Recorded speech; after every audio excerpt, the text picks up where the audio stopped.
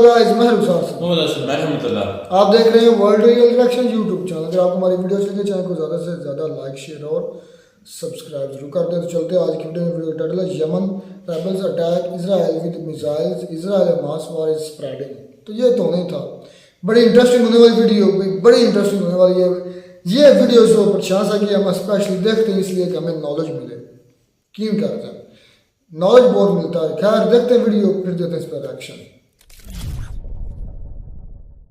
नमस्कार and welcome you all to world affairs. मैं हूं प्रशांत धवन। नाउ इजराइल और हमास की जो वॉर है ये लगातार फैलती जा रही है। कई कंट्रीज हैं इस पर प्रतिक्रिया दे रहे हैं। कई कंट्रीज हैं जिन्होंने इजराइल के साथ अपने डिप्लोमेटिक रिलेशंस तोड़ दिए हैं इस वॉर की वजह से। और अब रिसेंटली हमने ये देखा है कि यमन में जो हूथी रिबेल्स है ये अब मिसाइल लॉन्च भी करना स्टार्ट कर रहे हैं अगेंस्ट इजराइल। हालांकि यूएस ने इनको रोक दिया, रास्ते में ही इनके मिसाइल इंटरसेप्ट कर दिए, मगर अपने आप में ये चिंता की बात है कि यमन के हूती रिबेल्स अब ये कूद चुके हैं वॉर में और ये लोग क्लेम कर रहे हैं कि ये लोग लगातार अटैक्स करते रहेंगे इजराइल पर। और देखिए इस डेवलपमेंट से ना इवेंचुअली ईरान की जो एंट्री है इस बड़ी वॉर में ये होने के चांसेस बहुत ज़्यादा बढ़ जाते हैं। नाउ एक बार वर्ल्ड मैप पे ना प्रॉपरली आपको समझा देता हूँ कि यमन है कहाँ पर, इसकी मिलिट्री पावर क्या है और यमन के लोग इजराइल पे अटैक क्यों करेंगे। यहाँ पे बाय द वे आप देख पाओगे ये आपको दिख जाएगा इजराइल और ये गाजा पट्टी है। गाजा पट्टी पर इजराइल आज के समय एक मिलिट्री ऑपरेशन कर रहा है और यमन करीब आप अगर वैसे नापोगे तो 1800-2000 किलोमीटर दूर आपको मिलेगा यमन। यमन की जो आबादी है ये 3 करोड़ 30 लाख के आसपास की है और यमन की जो कैपिटल है यहाँ पे आपको दिख जाएगी सना। नाउ इशू देखो ये है कि यमन में अभी के लिए जो प्रॉपर गवर्नमेंट है जिसको इंडिया मानता है, यूएस मानता है, दुनिया के ज़्यादातर कंट्रीज उस गवर्नमेंट को मानते हैं, उन्हें अपने ही कंट्री पर कंट्रोल नहीं है। यमन का बहुत सारा हिस्सा रिबेल्स ने कब्जा रखा है, मतलब आप कह लीजिए बागी लोग हैं, वो चाहते हैं कि वो लोग करंट गवर्नमेंट को हटा दे और खुद पूरी कंट्री को गवर्न करें।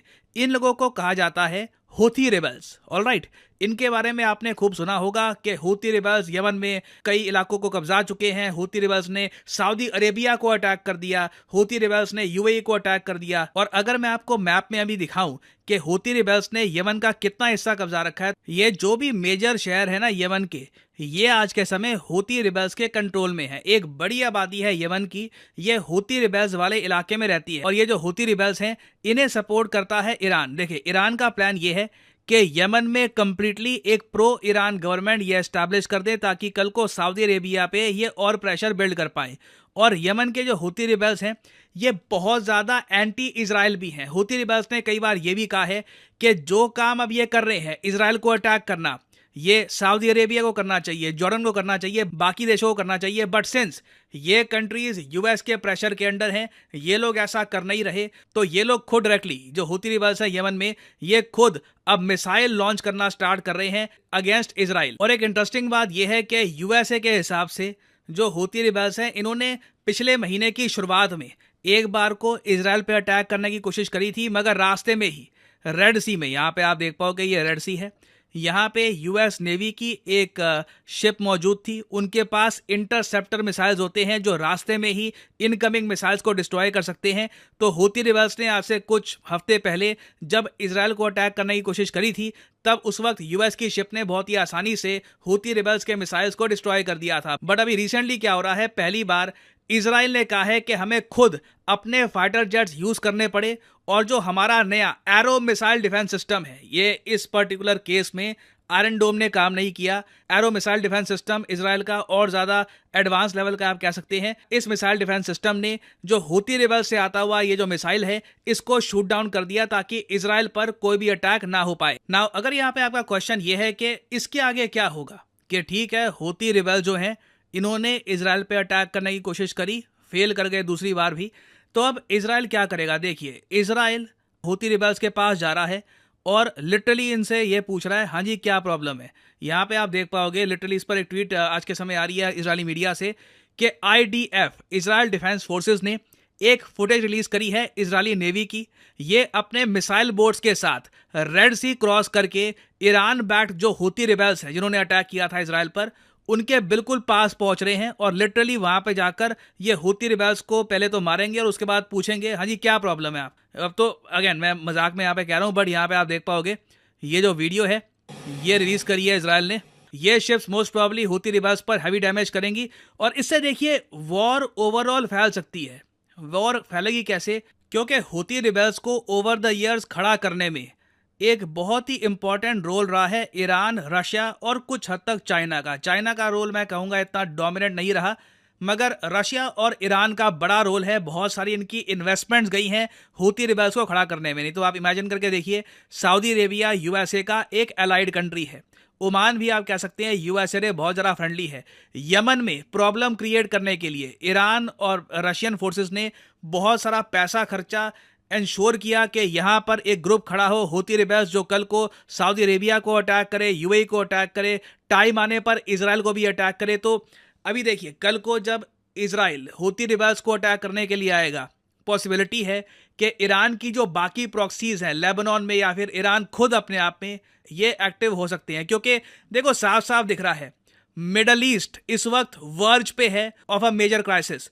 जब इनिशियली आपको याद होगा हमास का अटैक हुआ था इजराइल पर, मैंने आपको कह दिया था इजराइल इसके बाद जो करने वाला है ना, ये कोई रूटीन कार्रवाई नहीं होगी कि हाँ इजराइल की एयरफोर्स गई गाजा पे बॉम्बिंग कर दी फिर मामला ठंडा पड़ गया। नहीं, जो हम देख रहे हैं ये हिस्टोरिकल है।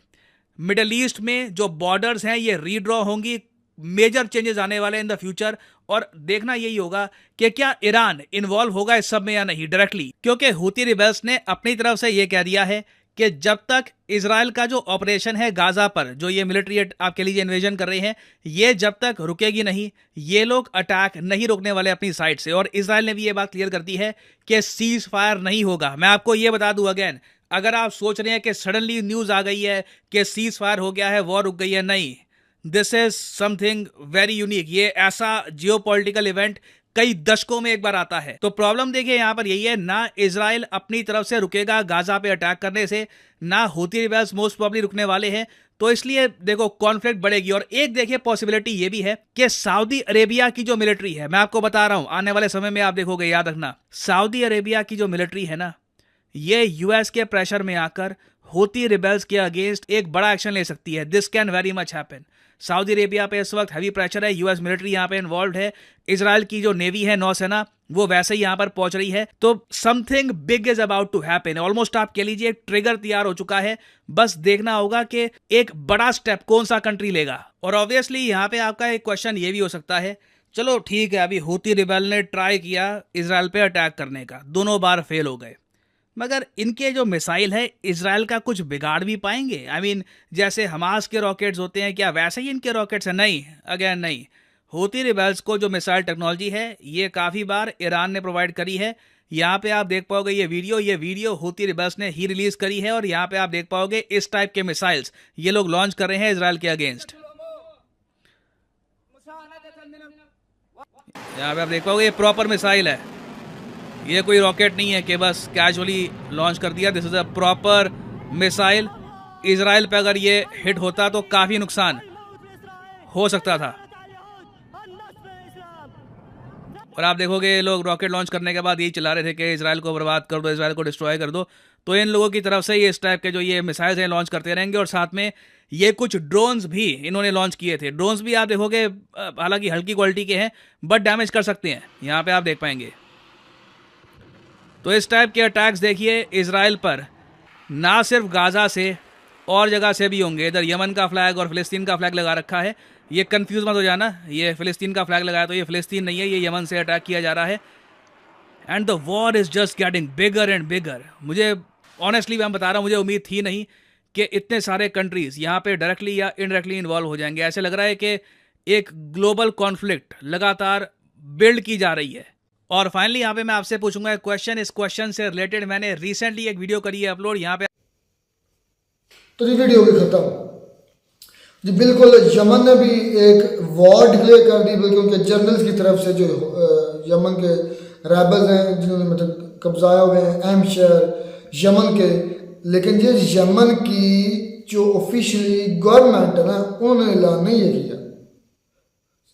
ये सेम कंडीशन वही है, हौसी बागी ये सेम वही कंसेप्ट है जो मतलब है ना हमास का और फ़लस्तीन का, ये भी वही है। ये यमन रेबल्स जो है ना, ये हौसी बागी हैं, ये भी बागी हैं। ये ऑफिशियली आई थिंक गवर्नमेंट का काम नहीं है, लेकिन यार इतने पावरफुल है कि उनके पास इतना हाई लेवल का कि मिसाइल है, रॉकेट नहीं है। वो भाई कह रहे हैं ना कि इसको ईरान की सपोर्ट है मुकम्मल तौर पर। इसका मतलब है कि ईरान काफी तंजीमों को वहाँ पे सपोर्ट ईरान करता है। जिंदाबाद यार, कमाल है ईरान। ईरान असल में ईरान को सपोर्ट है रशिया की, चाइना की, और उन वो आगे सपोर्ट करता है मतलब बागियों को, और सी बागी हैं। उसके बाद ये हमास वाले, हिजबुल्ला, ये सारे ग्रुप जो है ना ये इन्हीं के। असल में मेरे ख्याल में ईरान ये चाहता है कि वो खुद ना लड़े, लेकिन ये जो ग्रुप हैं या तंजीमें जो बनी हुई हैं इनको इजराइल के साथ लड़वाए। मेरे ख्याल में यही उसका प्लान है। बात सुने भाई इस्लाम, आपकी मैं बात कर रहा हूँ, जिस दिन यूएसए की पड़ गई ना इसके हाथों, इसकी लड़ाई हुई ना दूसरे ईरान के साथ, तो उस दिन भाई ईरान को अपना यूएसए को पता चला सुपर पावर है, सुपर पावर है, कुछ भी नहीं है। मेरी ईरान उसके साथ उसके बैक पे देखे भाई, उसके बैक पे देखे असलम भाई, सुपर पावर। मेरी बात सुन ले, वो दोनों जो सुपर पावर है ना, चाइना की बात करो ना, रशिया की, जी, दोनों मिलकर भी यूएसए से लड़े ना, ये बात हकीकत है ना, चाहे जो भी है वो फिर भी यूएसए को नहीं हरा सकते। नहीं ये भाई आपकी बातें जो है ना, आप रैंकिंग देखते रहते हैं, इस वजह से मुझे लग रहा है उसके पास असला यार रशिया को एक जो सच है ना वो मानो, मानना चाहिए बिल्कुल। पूरी दुनिया के ऊपर तकरीबन यूएसए के बेसिस हैं, ठीक है, बेसिस है ना। अच्छा ठीक बात के लिए उसके बाद यूएसए के पास, ये मैं बड़े ऑथेंटिक चैनल से बात सुन रहा था कि यूएसए जो है उस, हाँ 3 कंट्री मिल जाए ना तो फिर हरा सकते हैं, इंडिया, चाइना और रशिया। अगर इन तीनों कंट्री की मिल जाए ना फौजें, टेक्नोलॉजी, सारा कुछ इकट्ठा करके हमला बोल देना, सबर तो कर ले, बोल तो ले, अगर हमला कर देना तो तब कहते हैं कि हो सकता है जो ना यूएसए हार जाए। अदरवाइज अकेला ना चाइना हरा सकता है यूएसए को, ना अकेला रशिया हरा सकता है यूएसए को, ना अकेला इंडिया हरा सकता है यूएसए को। दुनिया के ऊपर कोई एक ऐसा मुल्क नहीं है जो अकेला यूएसए को हरा सकता है, एक भी मुल्क नहीं। लेकिन हाँ अगर 2-3 करते तो शायद। और लेकिन ये है कि रशिया ने पूरे यूरोप को हरा दिया है, कि यूएसए को नहीं, बल्कि ये बात मानने वाली है। पूरा यूरोप, पूरा अपना ये यूरोप और यूएसए सपोर्ट कर रहा है उनको। लेकिन ये बात बड़ी भाई बात, लेकिन खैर वो इन्हें यूएसए को सपोर्ट कर रहा है, वो आदमी। मैं बात ये कह रहा हूँ कि ये जो नजर आ रही हैं चीजें, जिस तरह अब कंट्रीज में इन्वॉल्व हो रहे हैं हमास इजराइल के मामले, ये वर्ल्ड वॉर 3 है। ये इससे भी ज़्यादा हो रहा है, लेकिन और ये बात भी वाज़ेह है कि भाई दोनों तरफ से ना रुकने वाले कोई नहीं है, कोई नहीं, ना इजराइल रुकेगा और ना ही ये दूसरे हमास, जो हिजबुल्ला, ये सारी तंजीमें जो ना मेरे ख्याल में अब इकट्ठी होगी और ये भी नहीं रुकेंगी। बयान उनकी तरफ से यही आ रहे हैं कि भाई जब तक ये ऑपरेशन रुकेगा नहीं इजराइल की तरफ से तो हम भी हमला करने से उसका मतलब है कि ये वार जा रही है मेरे ख्याल में वर्ल्ड वॉर 3 की तरफ, जिसमें काफी मुल्क जो है इन्वॉल्व हो रहे हैं। यार बात ये सोचने की है, हैरानगी से बात की है कि 1800 से 2000 किलोमीटर का सफर है, तो बागियों के पास इतने हाई लेवल का, पाकिस्तान का जो सबसे हाई रेंज का मिसाइल है ना, उसकी पता रेंज क्या है? लफ्ज़ तो अच्छा बोल रहे हैं, क्या बागी आपने लगाया हुआ है। चले जिस तरह को गैरत है, आप उनको बगैर हम खुद बगैरत कुछ नहीं कर सकते और उनको आप बागी कह रहे हैं। यार दुनिया में जो उनका नाम है, मुझे हमें तो और उनका क्या नाम दे। अच्छा एक मिनट असलम भाई, एक मिनट, क्या नाम? मुजाहिदीन उन्हें कहा। चले मुजाहिदीन। और बस यमन के तुम कौन? हम तो बगैरत है। तमाशा देख भाई हौसी बागी जो है ना, जो उनका नाम है, मैं उनके नाम से पहचानती हूँ, दुनिया उनको इस नाम से जानती है। अपने पास से मैं कोई लफ्ज़ नहीं, दुनिया असल बात है कि आपकी दुनिया बात। अच्छा मेरी बात सुने, हौसी बागी इस चीज पर बड़ी, इस चीज की बड़ी बात अजीब, मुझे अजब हो रहा है बात का कि बागी जमात के पास 2000 किलोमीटर की रेंज वाला मिसाइल है। पाकिस्तान की हाई रेंज पता कितनी है? 2700 या 3000 है। पूरी इंडिया को उसने कवर किया। और यार मैं एक मिनट इंडिया चैनल की वीडियो दिखाऊं तुम्हें, और मैं उस पर बात नहीं कर रहा, तुम इंडिया में लाए हो, पाकिस्तान ले हो। तो फिर क्यों पाकिस्तान की बात की? मैंने कहा कि पाकिस्तान का जो हाईएस्ट रेंज है वो 2700 किलोमीटर है, और बाकी जमात के पास यहाँ इतना कहाँ से रेंज वाला आ गया, ये मैं बात कर रहा हूँ। तुम उधर चीजों को रिलेट करने लग जाते हो। अग्नि की पता कितनी रेंज है? जितनी भी है ना, तकरीबन 10-15 कंट्री पाकिस्तान के निशाने पर है। पूरी दुनिया पाकिस्तान के निशाने नहीं, दुनिया तो खैर नहीं है, बल्कि अंटार्कटिका भी पाकिस्तान के निशाने पर है। 10-15 इधर जो कटोरा है ना उसमें रख कर फेंकना है, उधर जो अंटार्कटिका में मारना है। वो तो आपको पता है भाई, सूरज भी इसके निशाने पर। आप जो मर्जी बातें करें, जो हकीकत तो मैं तो वो बताऊंगा आपको। रहमतुल्लाह कह रहा है।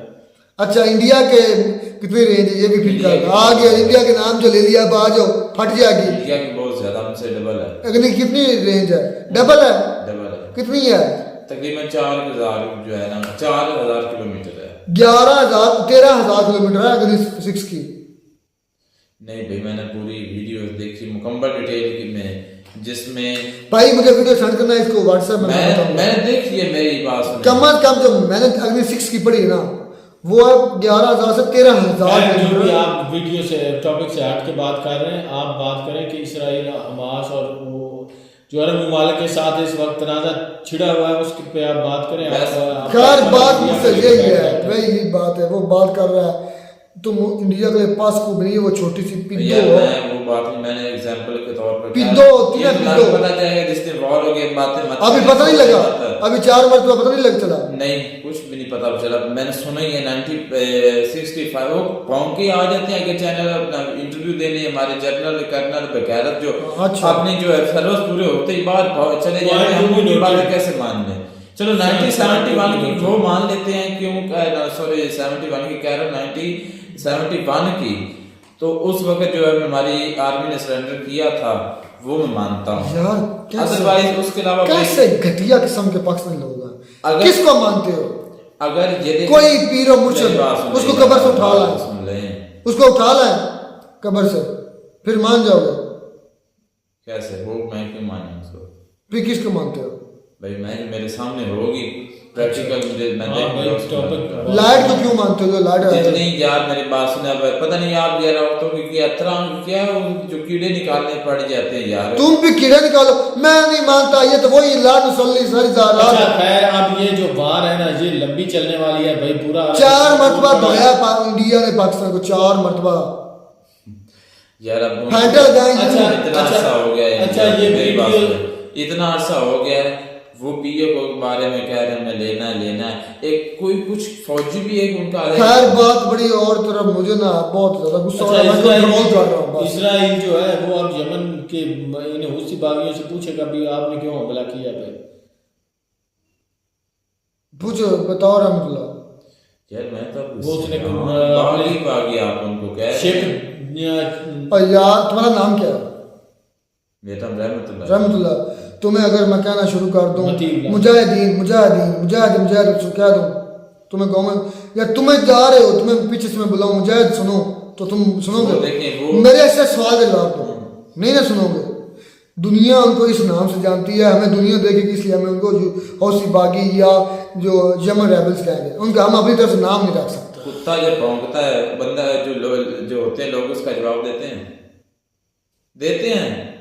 हाँ नहीं देते नहीं देते। तो फटने लग पड़े हैं, इसलिए दुनिया यार क्या लॉजिक देते हो बच्चों वाला है।